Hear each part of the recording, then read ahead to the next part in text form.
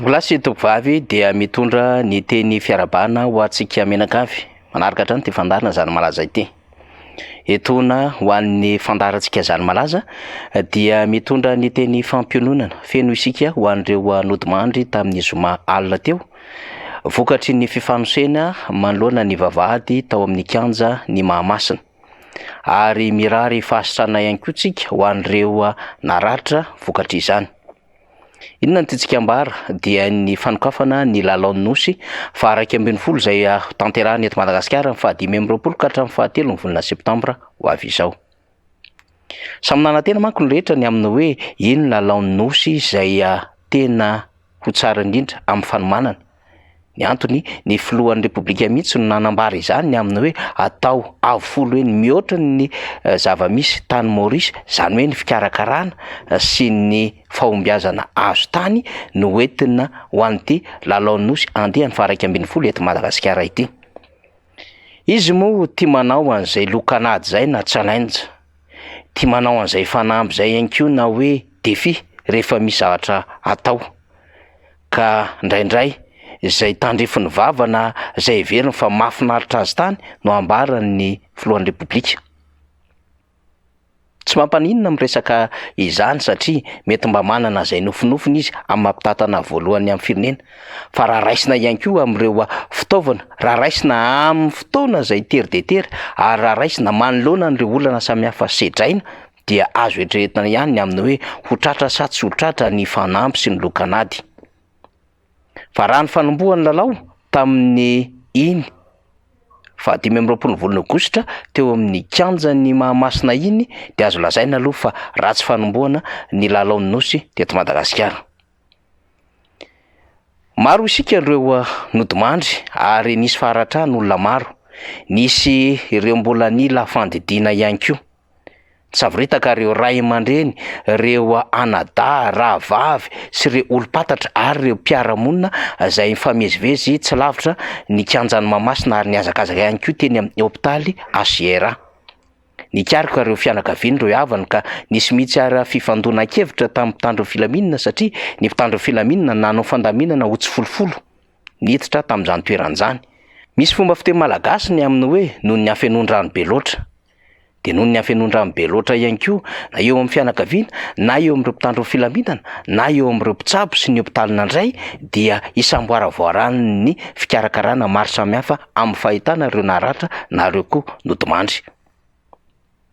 Fa raha iverenantsika ny tranga tamin'ny zoma iny rehefa nisy ny fifanosehana izay mbola andro mazava ary ity video alefantsika ity dia mampiseho izay fifanosehana ary nahafatesana sy naharatrana olona maro izay.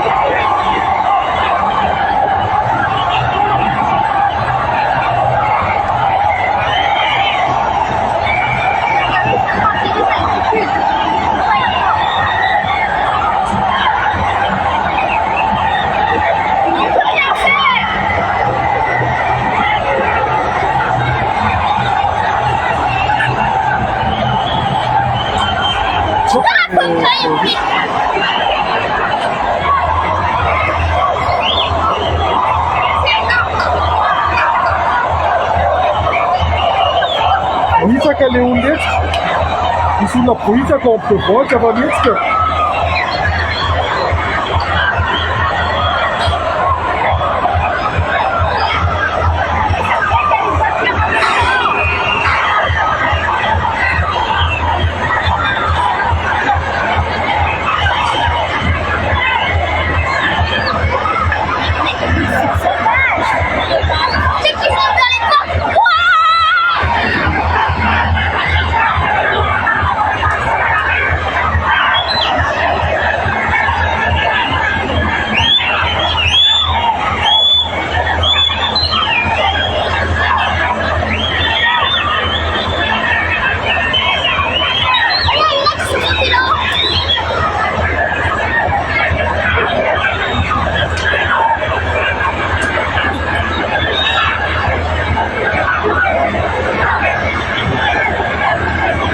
le crowd da bene spazio.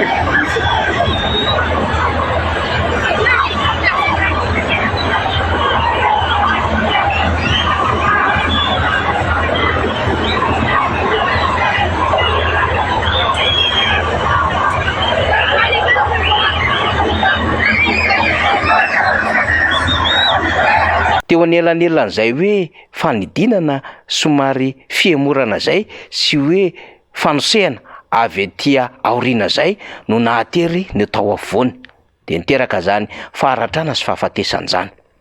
Aniza nefa ny andraikitra ary iza ny tompona andraikitra fanontaniana mipetraka zany ary efa nilaza ny fitandrona ny filaminana moa zany fa anokatra fanadiadiana.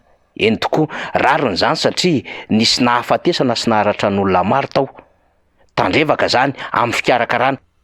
Ny filohan'ny repoblika aza moa ny fandiso hatramin'ny zavatra niresahany ny amin'ny hoe ray alina sy 50 000. Lasa tsy hainy nanavaka ny isa marina ho an'ireo mpanatrika izany fanokafana ny lalon'ny nosy zany sy izay toerana zaka ny kianja ny Mahamasina fa tsy kianja ny Barea akory. Dikan'izany isika raha fety lehibe tahaka ireny, indrindra lanonana mampiseho ny ambom-pirenena, lanonana mampiseho anjany fitiava-tanindrazana zany satria lalon'ny nosy tanterahana eto Madagasikara ary fahatelo izao no nanatanterahana izany satria efa nisy ny fandraisana izany voalohany, nisy ny fandraisana faharoa ary fandraisana fahatelo ao anatin'ny lalon'ny nosy andiany faraika ambin'ny folo dia anisan'ny akafizin'ny vahoaka malagasy indrindra ny mponina izay monina eto Antananarivo sy mandalo eto Antananarivo renivohitra izany. Ka teo amin'ny fikarakarana nefa tokony nanomana manaly na amanetsy mihitsy aza ny mpikarakara. Satria rehefa mikarakara lalao tahaka izao tokoa dia tsy maintsy misy ny komity mpikarakara ary misy mpitarika izany, misy ireo fandrindrana izany ihany koa ary misy ihany koa ireo tompona andraikitra samihafa izay napetraka handrindra ka iny fanombohan'ny lalon'ny nosy iny no hitarafana ny fikarakarana rehetra mandra-patapitry ny lalon'ny nosy. Raha ratsy fanombohana zany azo antoka ratsy fiafarana lalon'ny nosy. Tsy faniritsika akory zany fa fahatsapana sy fahafahitana ny fomba fiasan'ilay fitondram-panjakana satria ny fitondram-panjakana amin'ny ankapobeny no naneriny tsy maintsy anatanterahana ny lalon'ny nosy izay eto Madagasikara na de teo aza ny olana samihafa sedrainy amin'ny lafiny ara-bola, sedrainy amin'ny lafiny ara-pikarakarana teo amin'ny fitaovana, sedrainy amin'ny lafiny maha-olona samihafa ary sedrainy izy ireo ihany koa teo amin'ireo fanamby samihafa zay nambaran'izy ireo fa andraisana ity lalon'ny nosy eto Madagasikara ity. De fahafatesana sy faharatrana no hitan'ny délégation zay nilatro nandritry ny fotoana iny. Zany ihany koa no tazan'ny vahoaka malagasy. Nandrasana tamin'ny fotoana andro iny de hoe ahoana ny fihetsiky ny fitondram-panjakana. Voalohany indrindra amin'ireny filoham-pirenena mivady zay ray aman-dreny ny firenena. Azo atika an'izany aloha satria izy ireo no mitantana ny firenena. Manoloana ny fahalasana sy faharatrany ireo zanany tamin'iny fifanotsoana tao amin'ny vavahady iny. Zavatra tsikaritra aza nefa dia ny mifanohatra amin'izay. Segondra vitsy no nomenga filoha hatsiarovana hoy izy ho an'ireo nodimandry. Kanefa tokony nametraka ho tena minitra maro fahanginana satria amin'ny fotoana io dia mbola ao ambohatra ary amin'ny fotoana ihany koa dia mbola marobe ireo fikarohan-janaka sy ranomaso vokatra izay fahafatesana tao amin'ny vavahadin'ny Mahamasina izay. Fa tamin'ny fotoana io ihany koa dia mbola misavorovoro ireo fiarahamonina rehetra sy tambajotra sosialy ny amin'ny fisian'ny faharatrana sy fahafatesana. dikan'izany zava-misy nandritra io fotoana io ny adevitra fa tsy zava-misy efa lasa akory ka tsy fahatsiarovana fa fiara mioro mihitsy satria le filoham-pirenena dia ray aman-dreny dikan'izany tompo-pahoriana izy fa tsy sanatry n'izany kory olona natao atsiaro na olona ho vangina fa ray aman-dreny tompo-pahoriana izy satria nisy zanaka nafoy ary nisy zanaka naratra nandritra ny fotoana iny. Mbola azo lavitra natao aza no namela ny fikarakarana ny lalon'ny nosy ho an'ny mpikarakara manokana ka misy mpitarika izany mpikarakara izany ary misy lehibe anandrom-panjakana ihany koa ka lasa nitsorika ny azakazaka nijery ny zava-misy tao amin'ny vavahadin'ny Mahamasina ary nijery ny zava-misy tao amin'ny hôpitaly Asiera. Mety afaka nanajanona ny afomanga, afaka nanajanona ihany koa ny mety fiaraha-misakafo izay efa nomanina tany ambadika tany na natao tamin'ny lanonana tsotsotra satria tsy mahazatra ny malagasy izany hoe mifaly amapaty izany. Arahantsika ny tisombony ny fanambarana nataon'nga Rajoelina ity. Mampafantatra antsika fa nisy tranga nampalahelo ny tranga satria dia nisy fifanosehana tao ivelany tao maro ny olona naratra ary anao fanginana segondra vitsitsika satria misy ireo mpiray tanindrazana izay namony ainy teo ampidirana ka dia ho mariky ny fanajana sy ny fahatserovana an'izy ireo dia hiaraka hitsangansika ary anao ny fanginana ao anatin'ny segondra foy. Misy dikany avokoa ny teny ambara amina tranga pahoriana tahaka izao. Karafilo tsy mahalala ny fomba malagasy dia tsy malagasy zany. Raha filo tsy mahalala mahazava-dehibe ny aina sy ny rahalatsaka dia tsy malagasy zany. Fa ny zava-doza ary tsy fanao malagasy ho tsika no mifaly amapaty fa ity sary alefantsika ity dia ahitana taratra ny amin'ny hoe mbola misy ihany tompon'andraikitra lehibe eto amin'ny firenena. Mbola sa nitsinjaka manoloana ny vaovao izay efa ratsy dia ratsy ny paritaka ary voarainy rehetra tamin'ny fotoan'andro iny.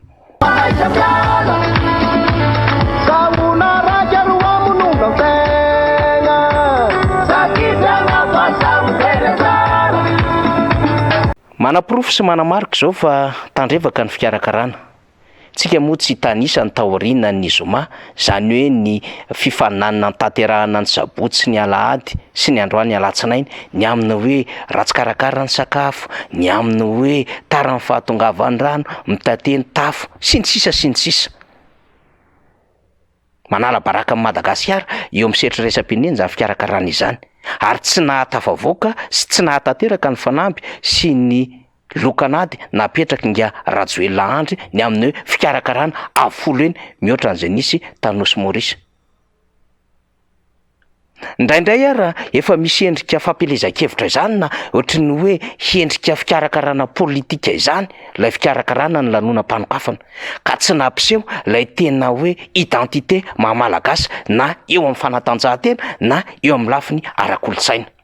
Fa na maika moa ho an'ilay filohan'ny repoblika dia hoe hitondra zava-baovao dia misy effet spéciaux samihafa dia misy karazan-tsary samihafa alefa eny amin'ny habakabaka eny sy ny sisa sy ny sisa dia heverina fa zay le zavatra vaovao tamin'ny fotoan'andro iny mba hanaitraitra andra-malagasy.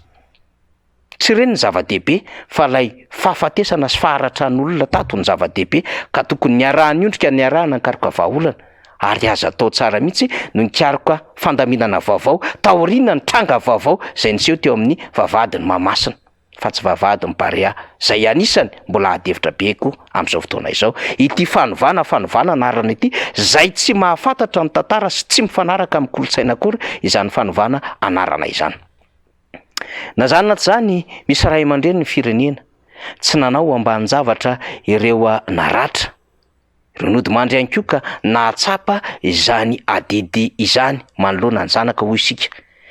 Tonga vao maraina ny asabotsy teo ny filoha Marc Ravalomanana sy ny mpiara-miasa aminy nitondra izay voatsirambony tanany ary nakahery ireo naratra sy ny dona pahoriana tamin'ny fotoan'andro iny. Voikiava mahatratra izay tokoa no azo amintinana azy ary tsy maintsy mifampitsinjo ny malagasy rehefa tsy hanao moa ny hafa tsy maintsy misy makandraikitra eo ary efa tsy mahatsapa ny asarobidiny zany aina sy raha latsaka zany fa mbola ny lanonana sy ny dia no mahafaly ny hafa, dia tsy maintsy misy ray aman-dreny an-trano mijoro ary tsy maintsy misy malagasy mifanome tanana. Ny rariana dia hoe ho lasan'izay ny ratsy rehetra ary mba nisoa ny fanidiavany rehetra ny soatrany ary nisy mba hahasambatra ny vahoaka malagasy ary hahatsara ity Madagasikara ity.